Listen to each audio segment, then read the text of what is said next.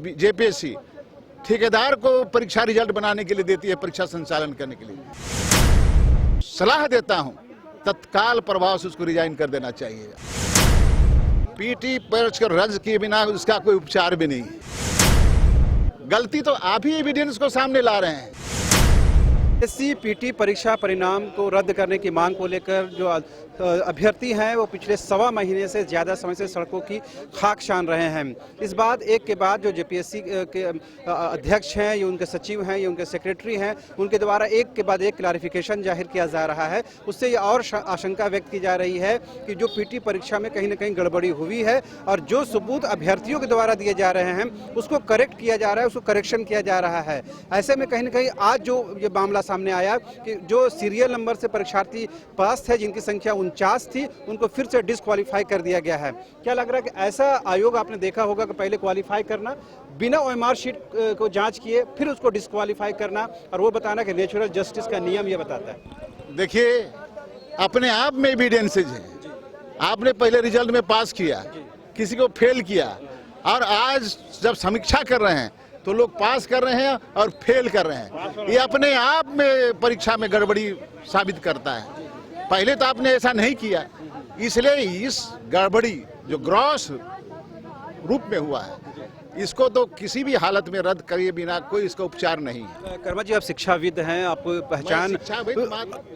शिक्षाविद मात्र नहीं हूँ, मैं बिहार पब्लिक सर्विस का पूर्व सदस्य भी रहा हूँ। तो ये और भी गंभीर विषय हो जाता है कि जो कमीशन के लोग होते हैं वो जानते हैं कि उनका कार्य प्रणाली, उनका वर्क कल्चर क्या होता है। अभी जो जेपीएससी के अंतर्गत जो कामकाज हो रहे हैं, अभ्यर्थियों ने जो सवाल खड़े किए, उसके बाद ये लगता है कि एग्जिस्ट करना चाहिए। देखिए, जेपीएससी में मैंने समीक्षा की है सरसरी निगाह से। यहाँ के जो कार्य प्रणाली है और डिसीजन मेकिंग प्रोसेस है, ये अपने आप में प्रश्नवाचक चिन्ह के अंदर है।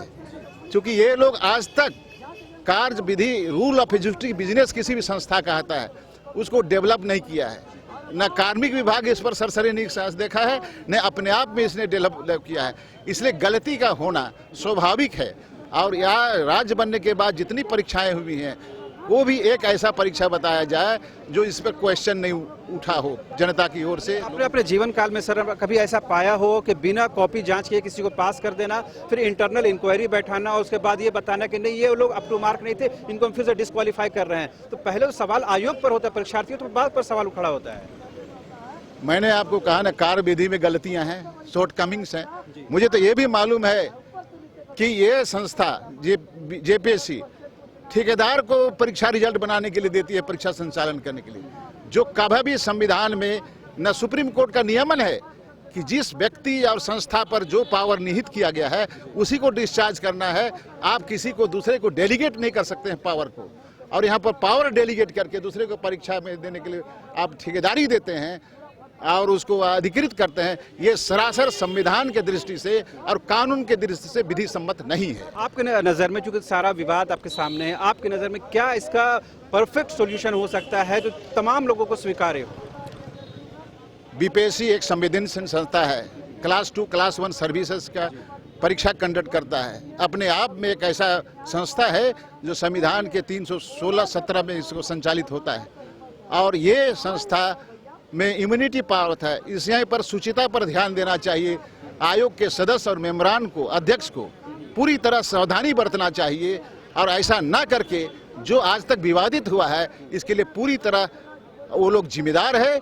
इसलिए आयोग के अध्यक्ष को मैंने कहा है, एज ए एडवाइजर मैं सलाह देता हूं तत्काल प्रभाव से उसको रिजाइन कर देना चाहिए। नहीं तो बचत नहीं है। तो पूरे राज्य के निगाहों में ये बातें आ गई है और राज्य के लोगों की विश्वसनीयता, चाहे जो कोई भी हो, हर वर्ग के लोगों का हट चुकी है, उठ चुकी है। छात्र एक सिरे से मांग कर रहे हैं कि पीटी परीक्षा को सिरे से खारिज कीजिए, जबकि खारिज करने के बजाय जो करेक्शन करने की कोशिश हो रही है, तो आप इसके पक्षधर हैं कि पीटी परीक्षा को रद्द कर देना चाहिए? पीटी परीक्षा रद्द किए बिना उसका कोई उपचार भी नहीं है।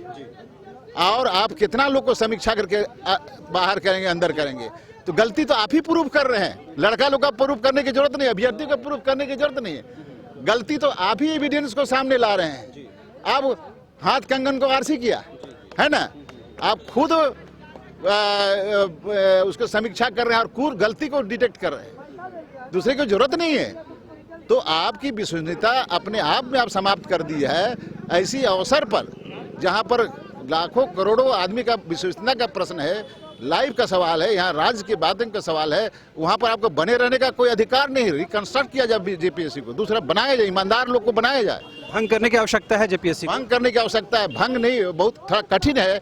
मैं तो एडवाइस करूंगा इसको जिम्मेदारी लेते हुए अध्यक्ष को पहले दफा रिजाइन करना चाहिए। तो आपने सुना शिक्षाविद और बीपीएससी से जुड़े कर्मा उरांव ने साफ तौर पर कहा कि इस परीक्षा को रद्द करने के साथ ही जेपीएससी के अध्यक्ष अमिताभ चौधरी को सीधे तौर पर इस्तीफा दे देना चाहिए। इतना विवाद आने के बाद अभी इस बात की कोई गुंजाइश नहीं बचती है कि अमिताभ चौधरी अपने पद पर बने रहें। साथ ही उन्होंने ये भी कहा है कि जिस तरह से एक के बाद एक विवाद सामने आए हैं, उससे ये साफ हो गया है कि परीक्षा में लेने में उसकी तमाम प्रक्रिया में कहीं न कहीं गड़बड़ी हुई है। यही वजह है कि आयोग उसको कहीं न कहीं ठीक करने की कोशिश कर रहा है। लेकिन ये छोटी सी दुरुस्तगी से काम नहीं चलेगा, बल्कि पूरी परीक्षा को रद्द करने की जरूरत है। कैमरा पर्सन हृदय के साथ रांची से न्यूज़ बाइस्कोप के लिए शहनवाज।